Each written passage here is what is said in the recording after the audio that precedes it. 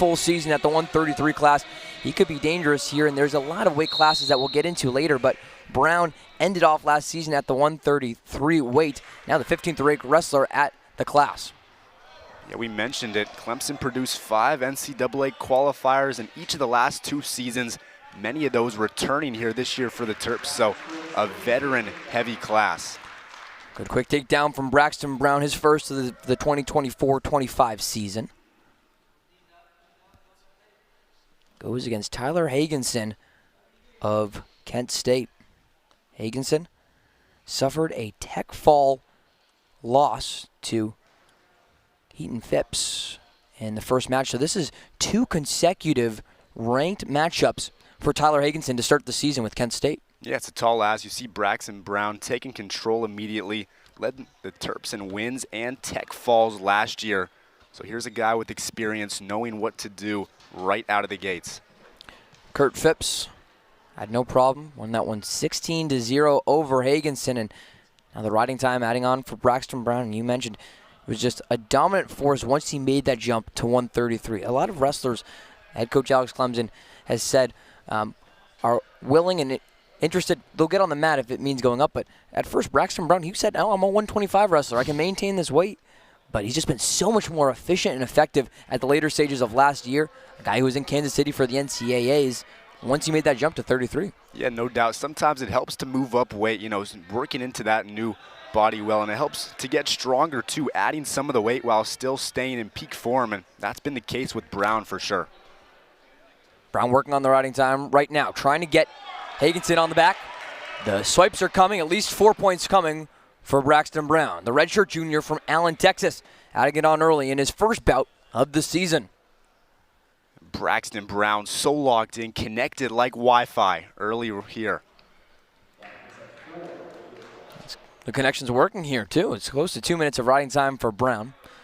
Add those 4 points on, a 7-0 advantage at 133 for the number 15 ranked wrestler in the country at 133. Here come the swipes again. It's Brown working around. Nope. Good defense there from Hagensen. See that left hook on the arm by Brown. It's not letting go. Big reason why Hagensen's still pinned down below him. Well, one of my favorite quotes from Alex Clemson talking about Braxton Brown last season in the weight class change. You don't starve a racehorse, Clemson said about Braxton Brown. And certainly coming out of the gates, firing is Brown. Still only in the first period. Brown already up with 7 points in over 2.5 minutes of riding time.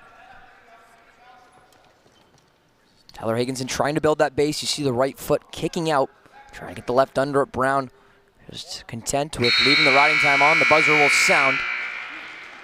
It's close to 2 minutes and 45 seconds of riding time for Braxton Brown. Already up to a 7-0 lead via a couple takedowns. Yeah, shutout here early, Ryan, in this first period. Again, on tech fall watch, Braxton Brown, 8 of them last year, up 7-0 right now. It'll take a 15-point lead to get that tech fall. Brown looking to build here in this second period. So now Brown will also start on bottom as Hagensen takes top, and a quick escape point awarded to Braxton Brown. That's what you need to see, Ben, early in the season, is the ability to get takedowns, add on the riding time, but then still be quick from a defensive position and get the escape. No doubt. You see the flexibility on offense, on defense. Great job evading Hagensen there and securing that escape point. Brown looking now from the stand-up position versus Tyler Hagensen, competing at the 133 class, even though he's slated as a 125-pound wrestler. So going up the class, the freshman from Mount Olive, New Jersey, making his career debut earlier today and already in his second match as part of the tri-meet. Yeah, and Hagensen not used to losing, with 116-16 in his varsity career at Mount Olive High School. Quickly from New Jersey High School to Big Ten Wrestling, going against Maryland here in this non-conference match. How about this wraparound from Braxton Brown? Another takedown. See Braxton Brown hook his arm in between the leg of Hagensen on that right leg. Working on the single leg now, looking to move over up past the arm. One more point added for Brown, up to a 12-0 advantage.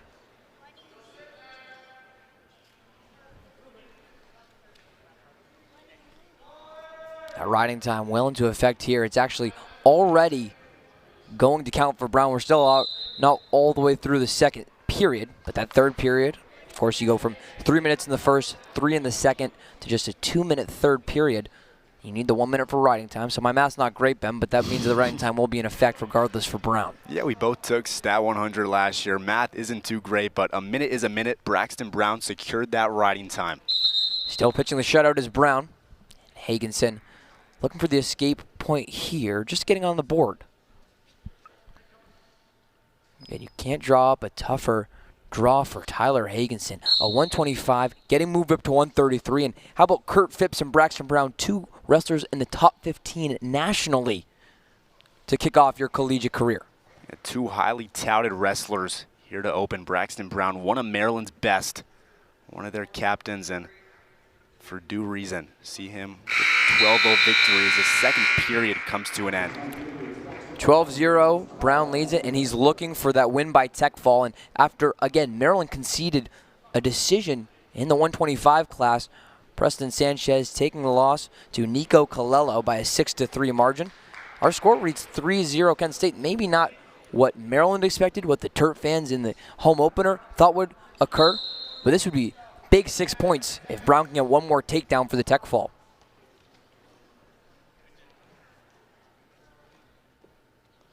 Brown, Hagensen feeling each other out into the third period. Score really is 13-1, but just one more takedown would do it. Moving quickly is Brown. Got the right leg up, trying to do the left leg sweep, and he gets it. And a great job by Braxton Brown on that single leg attack. On the right leg, grabbing it and getting in position for those 3 points. So needing to be up by the 15. 13-point margin right now for Brown. Quick escape point 2 cuts that margin a little bit for Hagensen.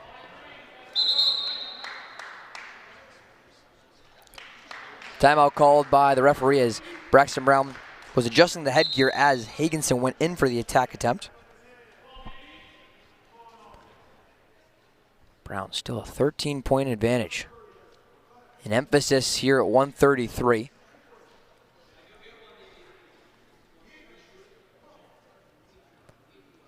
Maryland went 9-3 in duels at 133 last season. Again, Braxton Brown hopped in later. He ended up going 7-4 across the 133 and 125 classes. See this wide base here by Braxton Brown. Trying to get something going. Hagensen, good job with that right arm staying level.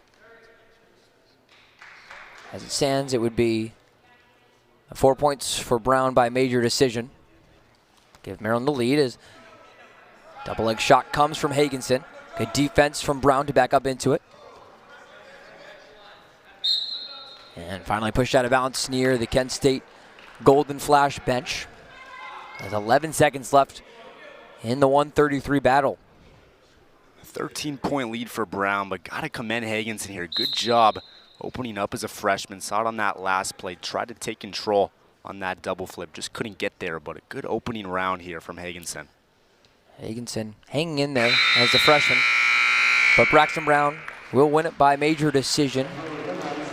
And on the riding time, it's a 16-2 victory for Braxton Brown. Winner via major decision. And big reason why is he had the takedowns, but also close to 4 minutes in riding time for Brown.